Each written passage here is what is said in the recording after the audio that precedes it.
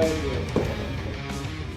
You know, again, this will be the third year in a row that I've done some audio presentations here with you. And as a lot of you know, I'm out quite a little. I'm recording quite a little. Okay, and again, everybody is fairly familiar with the classic sounds, as I call them, the howls, the screams, you know, that type of thing. And again, they're fascinating. They're a lot of fun, and it'll put the hair up on the back of your neck every doggone time. But recently, over the course of the last couple of years, I've been getting more stuff that's anomalous, if you will. It was sounding more like mimicking. There was one time where, you know, I got out, set up a recorder early morning, and I heard, hey! And to me it sounded like it was a human. Well, it was bow season. So I thought, oh man, I've come up on someone's spot where they're at a tree stand. Well, I just finished setting up my mic, and away we went. Hour and a half, 2 hours later, I could never see them. When I left that area, there were no other vehicles in that area. So that got me a lot to thinking of, is this mimicking really happening? Let me go to the next one. You know, what is mimicking? Mimicking is the ability for one animal to sound like another or like something else. The most common one that all of us know about is parrots. We've got 3 parrots at home, and we've got one that will whistle the Oscar Mayer Wiener song. It knows all the video game noises from the 80s. And every now and then you'll hear a man die or whatever that do-do-do-do-do is that it does. She speaks, she talks. They're probably the best mimickers out there. In the wild, you've also got crows and ravens that end up doing quite a little mimicking out there. And until I saw a crow do it, I didn't think they could. But again, they do some mimicking. Another one that's good is, again, people. You know, how many comedians will sound like another comedian, another person completely, even though that's not the way they talk? I mean, there's folks that have dealt with the owl, or not owls, wolves down in Texas. That feller can make the howl that a wolf will do, and you can put it up on a spectrogram, and you can't tell it from a regular wolf. It is just that clear. So, then you keep hearing people talking about Sasquatch mimicking. You know, I think for the researchers that go out a lot, it's pretty much an accepted fact. But for me, sometimes accepted facts aren't good enough.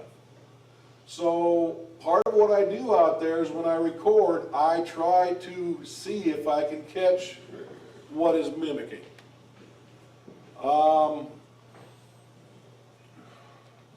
Sometimes we kind of question in the Bigfoot community, why would something mimic?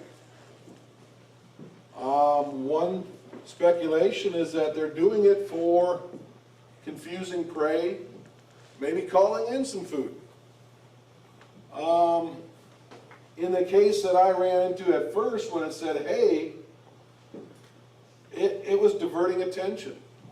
Now, whether it was wanting me to look in its area because it was wanting to laugh at me, it was dark, I couldn't see, or whether there might have been something that it didn't want me to see. And by diverting my attention that way, I didn't see something move up. Go ahead, go to the next one, please.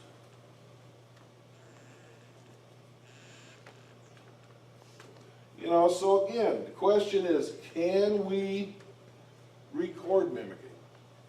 Can we document that it's actually happening so we don't just say we think it's happening? Back when I first started going into the woods a lot, again, early morning, my wife leaves for work at about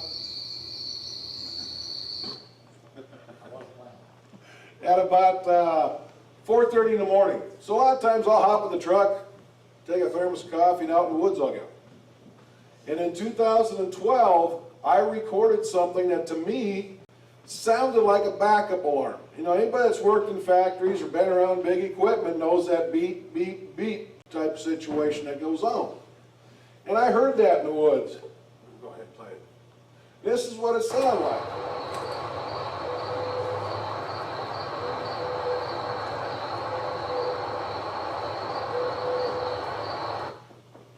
And again, that's what I heard. Now this is out in the middle of the doggone woods. It's a good... Not quite yet on that one. Again, I set them up a little bit different now, man. You know, I heard that, and to me it sounded like a backup alarm. I worked in factories all my life, so again, it was a normal thing to hear. Now you hop, skip up 2 years later, I took Bernie in as a research partner.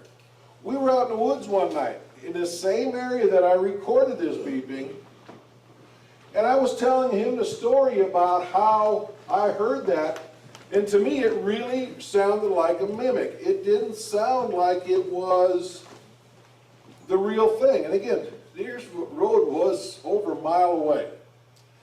And 4 times that night, I did the beep, beep, beep. Now when he plays this next clip, you'll hear me, and then I've got it amplified. They're faint. When I do all my audio review, I'm wearing headphones, so it seems to pull things in a little bit more, but I think you'll be able to hear it.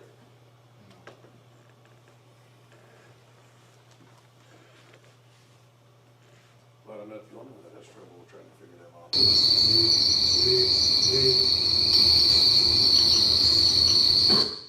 Now that one was the most faint one. That was the first one we got. And when I actually was doing the audio review, I heard it, but I thought, no, that's got to be my imagination. Okay.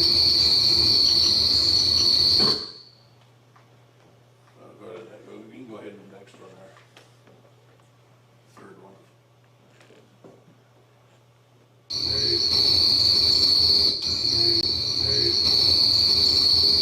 You can just hear a bit in the background after I'm done. Go with the next one, please.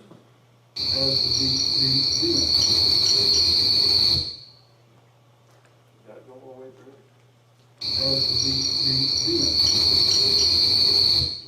Yeah, did you catch that by chance? Because again, I know this is a faint type of situation, but there was something in the woods that day mimicking what I was saying. Okay, go ahead and play the last one.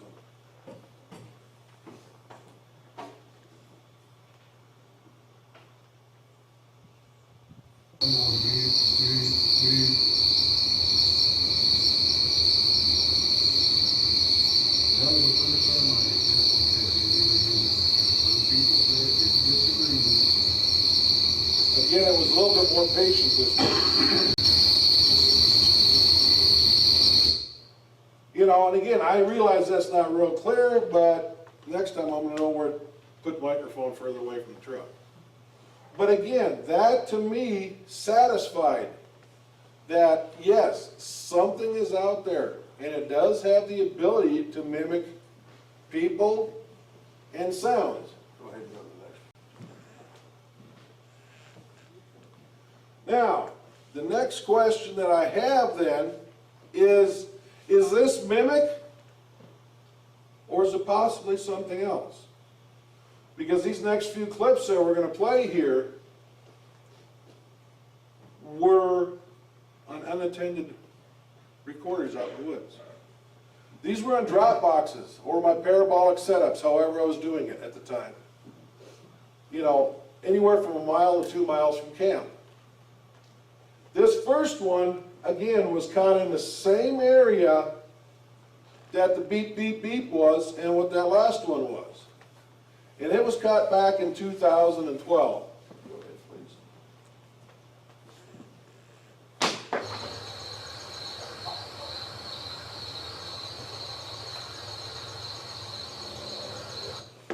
So, was that something laughing at me? And nobody was there?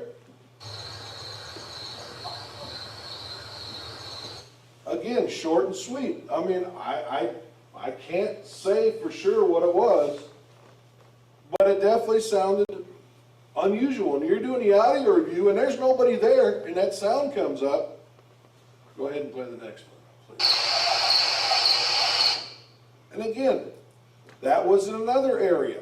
Now those two, if they play back to back, almost have the same tone, like they're the same critter that's doing both of them.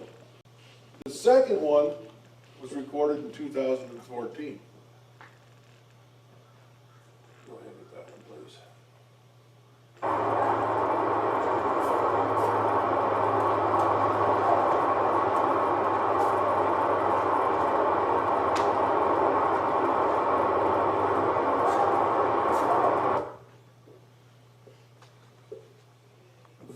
When I go out and do a lot of setup in the woods, I very seldom just dig one recorder.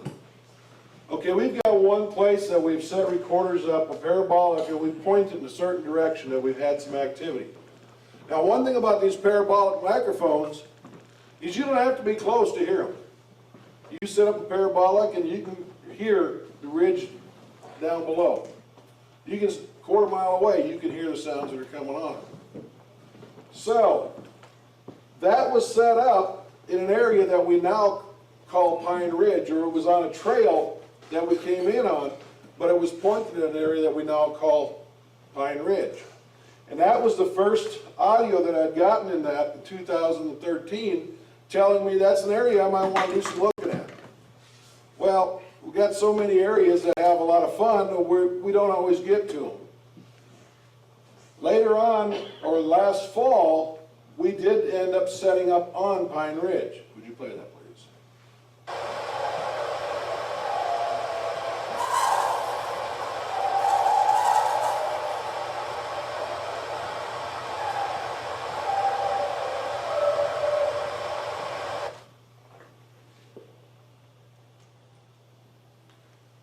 You know, what is that?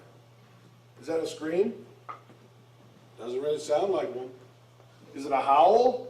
Definitely doesn't fit that category either. So then what is it? I mean, I'd like to say that it was mimicking kids playing, but there were no kids in the woods at 11 o'clock at night. There better not be. You know, just one of those situations that the more we catch that stuff, the more you got to question, what are we dealing with? Are we dealing with, again, something that is a brutish ape type situation that some want? I mean, the television stations love to have you this big monster that's mean and scary, but it sounds like it's a type of communication. Now this next one he's going to play, really, when you hear it, it makes my skin crawl. We opened up another area that we call Tired Ridge. Now we went out there, we had DW out there here a while ago. You gotta tell them why. And, you know, we had set up a night, we sat out camp till about midnight, nothing was happening. Yeah, I left the parabolics over and I'll go get them the next morning. And doing the audio review, again, little or nothing, some screams, some howls, but they were so distant we really couldn't tell what was going on. And then all of a sudden, this jumped out at me.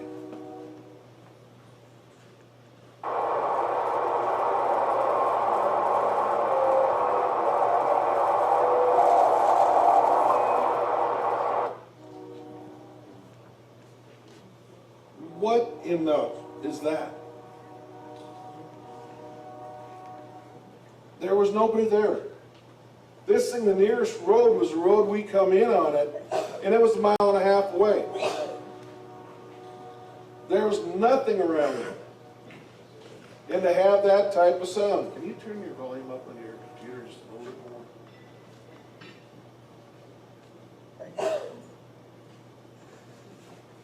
Crank that thing all the way if you will. Okay. I like that. Everybody's my witness, he told me to turn it up loud. I said crank her up.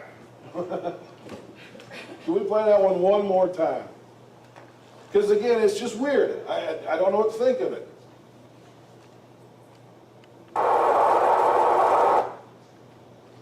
And you go.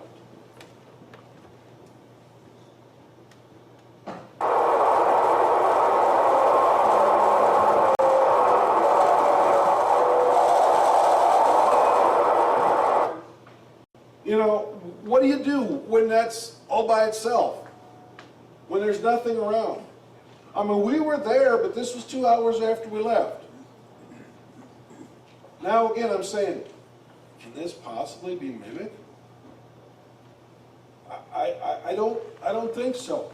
There's to me something more going on. Go ahead and go to the next one. Now this one, again, there's people. Scott Nelson was one that did some stuff on Samurai Chatter, Sierra Sounds, whatever you want to call it, where he was taking and thinking there was some language involved with it. The guy knows a whole lot more than I do, so I'm not going to argue with him. But again, I come from Missouri, show me. You know, and these next clips that we're going to play, when we set up at night, I've got a recorder at camp. We always have a camp recorder going. Usually we'll set it farther away from camp so you can hear more than, you know, Bernie and I talking or with the grandkids when they're out. And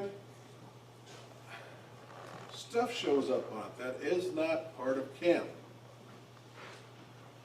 You know, this has all basically been in one area, and when I say one area, folks, I'm not talking a quarter section, I'm not talking, you know, 40 feet, I'm talking about 5 square miles, okay? So this isn't something that I can say, we go right here and we sit, and we always have. I mean, the area is big that we deal with. And with this one, we're at camp. It sounds like something small hits the recorder. And then right after that, there's a sound that doesn't make any sense. Please.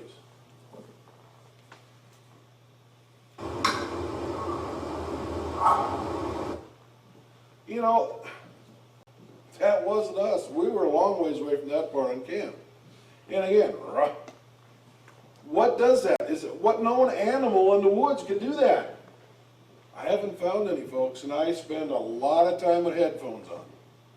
Every time I find an unknown sound, I will do my best to go to the different websites that have animal sounds to compare it to. You know, before it ever hits the forums as far as evidence, before I ever make it with a presentation, I've spent a lot of hours trying to find out if I'm misidentifying a critter. Go ahead. Listen to this one.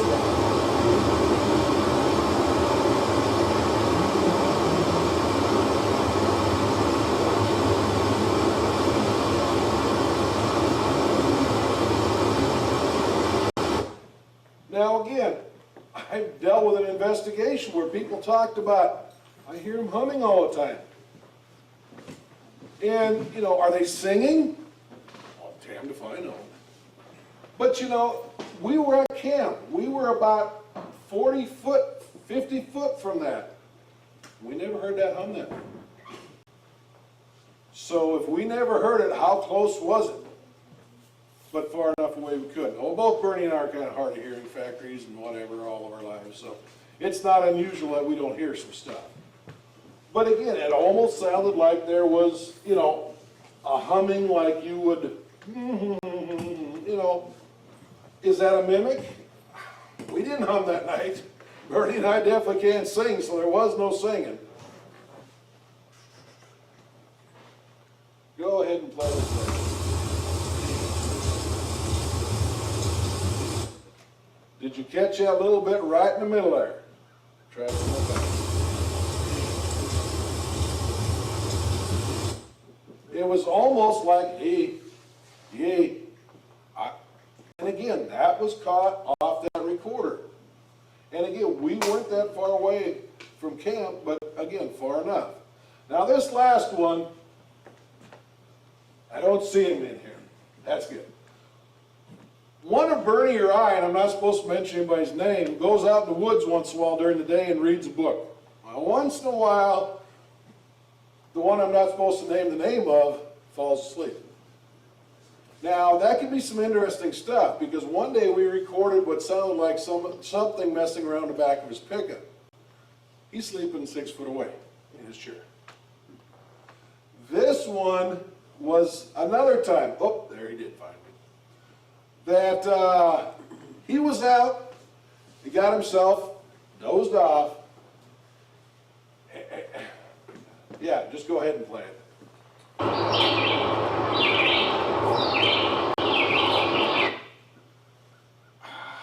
What is it? It wasn't his snoring. I've listened to hours of that. You know, what's in the woods that makes that type of noise? You want to play you know, whatever. You know, just strange. So now again, the question is this a mimic? Or could this be something else? You know, go ahead and head for the last page if you like. You know, my conclusion is, with the evidence that I've collected over the last few years, I am about 99.999% sure I can say yes. If Sasquatch is in the area, they can mimic. Now, with the rest of this stuff, I'm not so sure I want to even speculate on what might be going on. I realize that some folks talk about language. I don't know enough about it. I mean, I run the woods collecting data. I try to compare that data with everything I know. And when I can't find nothing that admits that data, I've got to give it to somebody else then. And that's part of the biggest problem we got in the Bigfoot community is scientists willing to listen to it. You know, if we could just have someone listen to some of this and say, yay or nay. I mean, if I'm misidentifying an animal that's making these noises, please, folks, tell me so. Because I don't like to have something like that happen.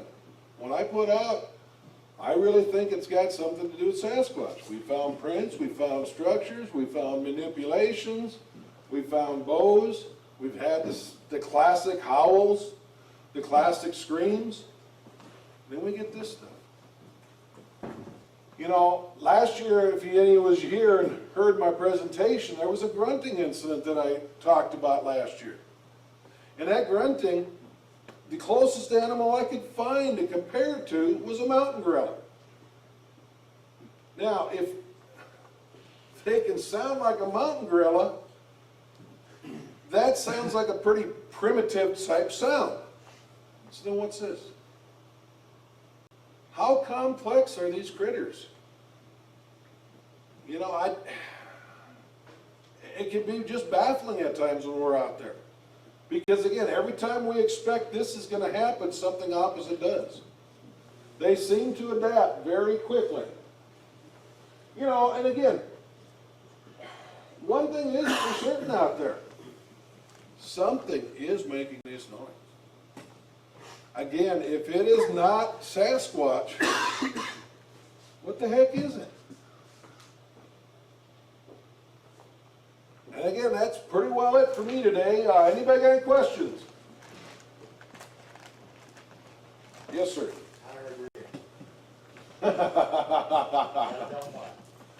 Okay, the reason why we call this place Tired Ridge is the landowner next to it's got a fence. In their side of the fence, they're pretty testy about people coming over there because they got all these motorcycle trails that they run their motorcycles through. When they have flat tires, and they replace their motorcycle tires, they hang the motorcycle tires on the fence. So it's Tired Ridge. That's why we call it that. Randy, do you notice a bit of commonality on some of these sounds? I mean, have you heard it, have you heard it in different areas? You know, Same sound in different areas. yes, it's not all in the same identical area, no.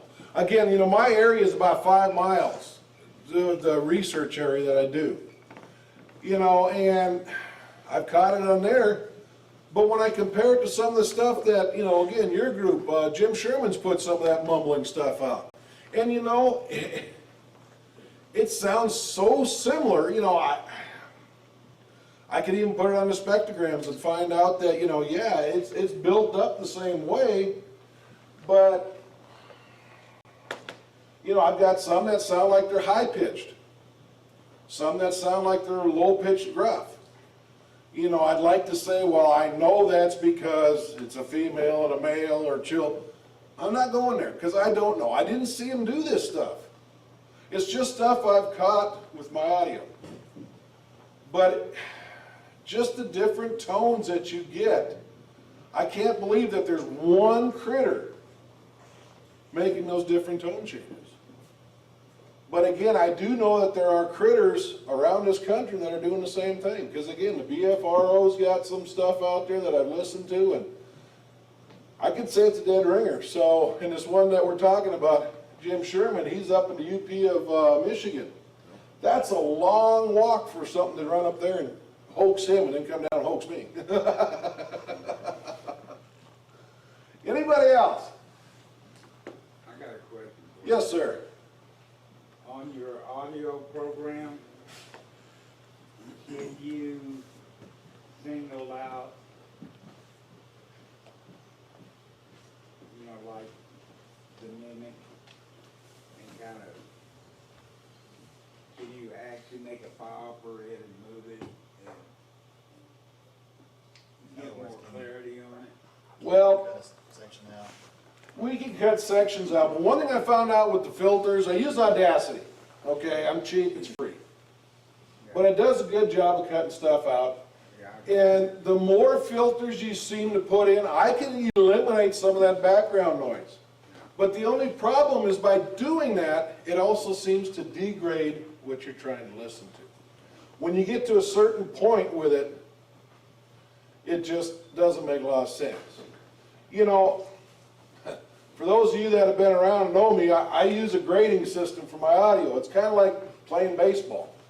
Strikeout, those are the nights that you hear bugs, you hear frogs, you hear nothing. First base is something that, yeah, I can hear it way out there, and the audio recorders actually picked it up. But it's so far out, there's so much noise between here and there, that I can say, yeah, something howled. Yeah, something screamed. But I can't tell you what it was. There's no way anybody can identify that. Then I got my second base, which is a lot clearer. Throw a little bit of a filter in there and it cleans it up pretty well, but it still doesn't show up real good on my spectrogram. My third base, those are the ones that, with a little bit of filtering, it's got a good spectrogram where I can compare it with foxes, coyotes, bear, wild hogs, birds, whatever. And then again, I've got what I call my home runners, and that's the ones that, they're close enough, even with the ambient sounds, you don't need any filterization to hear exactly what's going on. Unfortunately, with most of these that was played today, they're second and third base stuff. I haven't gotten close enough yet, but I'm still going to woods. Well, with your program, do you see the decimal level or? The hertz level and the, yeah. On the spectrogram, you can put that up on there. And it can show you all those sounds and what pitches they use. You can have the lengths of how long the howls are or whatever. And yes, it does show up on those. Well, I just figured you know, you could probably eliminate a lot of stuff that's not in the range you're looking for. And again, with the right software, you might be able to do that. And again, maybe I can with this too, but I have too much fun in the woods. I don't spend as much time with it as I should, I Well, I'm guess. just wondering if they have a program like that. Now, I've got the one you got. Yeah. It's pretty good, but it's... Well, I know there's people that do a lot better job with it. Again, you know, there's folks out there, again, there's one with the BFRO. I mean, he cleans stuff up like nobody's business. The guys down in Texla, they've cleaned up some audio with me, and I mean, what they can do, as far as I'm concerned, is miracles. And, you know, maybe one day when I can't get out in the woods anymore, then maybe I'll learn some of that stuff. But I just like being in the woods too much. I don't spend as much time with some of that as I should. Anybody else? Yes, sir. Randy, have you ever heard of something in the woods that makes your chest vibrate? It's so loud. Yeah, that one time, I didn't have the audio recorder running, so I don't like to talk about when I don't have it. Yeah, there can be sounds close enough where, yeah, you feel them.